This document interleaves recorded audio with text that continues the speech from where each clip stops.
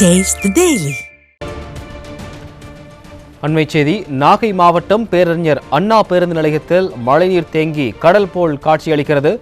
கடந்த ஆண்டு செப்பனிட்ட பேருந்து நிலையம் குண்டும் குழியுமாக இருப்பதால் விடியாத திமுக அரசின் நகராட்சி நிர்வாகம் கண்டுகொள்ளவில்லை என பொதுமக்கள் குற்றம் சாட்டுகின்றனர்.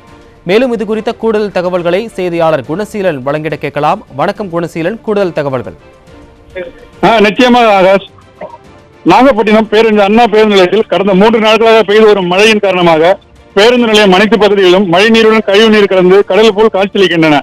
இதனுடைய நேரடி காட்சியெல்லாம் நேரடியாக பார்த்துக் கொண்டிருக்கிறோம். பேருந்து நிலையத்திற்கு வரும் இருசக்கர வாகனம் மற்றும் அரசு பேருந்துகள், தனியார் பேருந்துகள் அங்குள்ள சாலையில் குண்டு குழியுமாக உள்ளதால் வாகன ஓட்டிகள் விழுந்து எழுந்து செல்லும் காட்சிகளையும் நாம் நேரடியாக பார்த்து வருகிறோம். இந்த நிலையில் பொதுமக்கள் பயணிகளிலும் அச்சத்தை ஏற்படுத்தியுள்ளது. மேலும் கடந்த ஆண்டு அண்ணா பேருந்து நிலையம் சாலையில் அமைக்கப்பட்ட இடத்திற்கு சுமார் 3 கோடி செலவில் நகராட்சி நிர்வாகம் செய்துள்ள நிலையில் வெறும் வரணம் மட்டும் பூசியும் சாலைகளை ஒழுங்காக செப்பனிடாததால் தற்பொழுது பேருந்துகள் அந்த பள்ளத்தில் விழுந்து எழுந்து செல்லும் காட்சிகளும் கடல் போல் காட்சியளிக்கும் மழை நீரை வழி வைக்காமலும் இந்த விடியா திமுக நகராட்சி கண்டுகொள்ளவில்லை எனவும் பொதுமக்கள் பயணிகள் குற்றச்சாட்டு வைத்துள்ளனர்.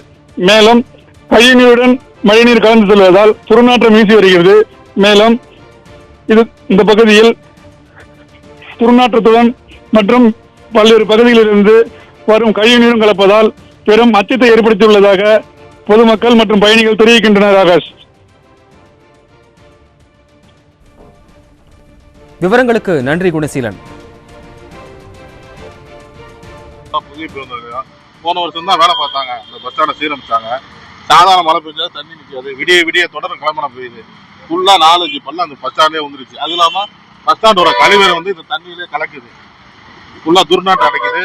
மாணவர்கள் இதெல்லாம் போயிட்டு வராங்க. காலெல்லாம் இன்ஃபெக்ஷன் ஆகி நோய் தொற்று பரவ அதிகமாக வாய்ப்பு இருக்கு. எந்த நிர்வாகமும் எந்த இதுவும் சரியில்லை. நகராட்சி ஒரு நடவடிக்கையில் இந்த தண்ணி விடிய விடிய நின்றுட்டு தான் இருக்கு.